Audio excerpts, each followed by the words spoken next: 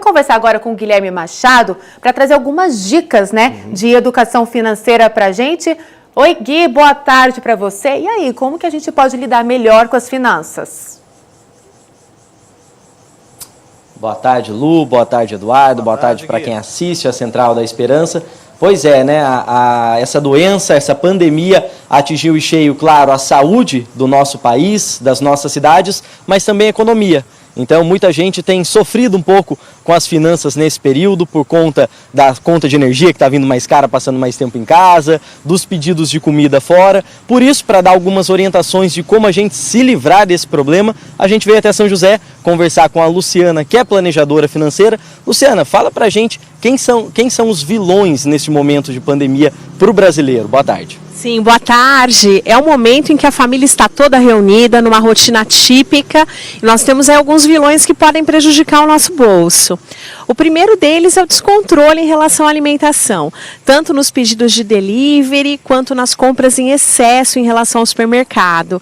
Pela falta de planejamento de um cardápio, muitas vezes a gente acaba comprando muito mais do que aquilo que vamos consumir, com medo aí da escassez, com medo de faltar. A gente já viu que não tem uma situação de desabastecimento e isso pode ser muito prejudicial para a nossa família. E Luciana, além disso, as pessoas, como estão ficando mais tempo em casa, quem às vezes está ali é assalariado, ainda tem a garantia do salário, ou tinha alguma reserva ali, acaba passando mais tempo na internet, vendo mais ofertas. Muitas marcas também, por conta dessa situação, estão colocando alguns produtos em promoção. Que cuidados a gente tem que tomar para não deixar essa situação descontrolar durante a pandemia? Sim, o primeiro ponto é conhecer as finanças a fundo e ter um controle de tudo aquilo que é essencial, de tudo aquilo que a gente precisa efetivamente gastar, é primordial, Então eu preciso anotar e ter tudo isso planilhado para eu saber efetivamente qual será o meu dispêndio financeiro nesse período.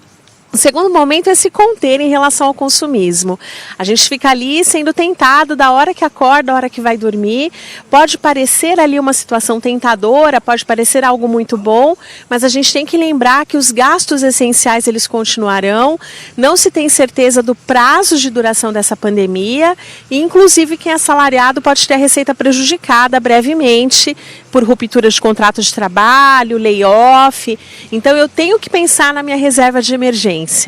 E você falou um pouco desses gastos essenciais, Alguns deles também, ainda que a gente trabalhe com uma média aí do que a gente gasta por mês, alguns deles podem nos surpreender nos próximos meses também. O que a gente pode encarar aí como uma expectativa de contas fixas que devem ficar mais caras ao longo das próximas semanas? Sim, eu tenho que tomar muito cuidado, Gui, por exemplo, com a conta de energia elétrica, a tentação de tomar um banho mais demorado, deixar as lâmpadas acesas pela casa, muitos equipamentos ali eletrônicos e eletrodomésticos ligados sem necessidade consumindo. Tenho que tomar cuidado com a conta de água, com a conta de gás. Então essas contas de consumo elas podem aumentar nesse momento que a família está ali, ficando o tempo todo dentro de casa e gastando mais. Então eu tenho que estar muito atento com tudo isso. Luciana, saiu uma pesquisa recentemente que 91 milhões de brasileiros, um número expressivo, deixou de pagar alguma conta agora no mês de abril por conta desse período de crise. É claro que a gente tem que orientar as pessoas a, se possível, não deixar de pagar nada. Mas para essas famílias brasileiras em que o calo já apertou, e ela vai ter que optar por alguma das contas. O que a gente tem que priorizar nesse momento? Como escolher qual conta deixar para pagar um pouco mais para frente? Eu penso que seja muito importante ter essa ciência de tudo aquilo que essa família deve. Tudo que é dívida, que está ali no curto prazo, às vezes o débito do cartão de crédito, às vezes o limite do cheque especial, eu recomendo que se compile tudo isso, se agrupe tudo isso e faça um parcelamento mais alongado, se possível com 2 meses de carência.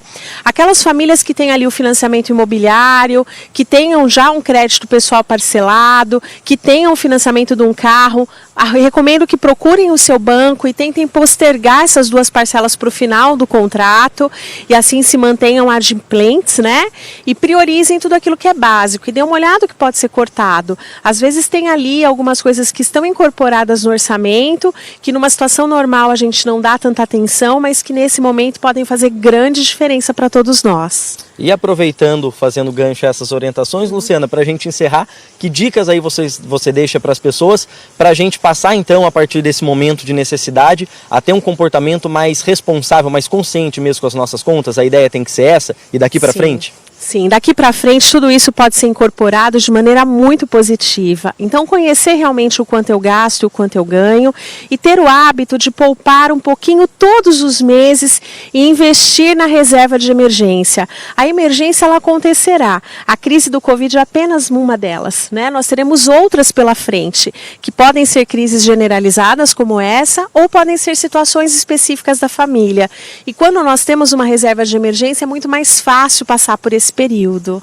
A gente agradece a participação da Luciana aqui na Central da Esperança. Luciana, muito obrigado, viu? Eu é que agradeço, uma boa tarde. Para você também.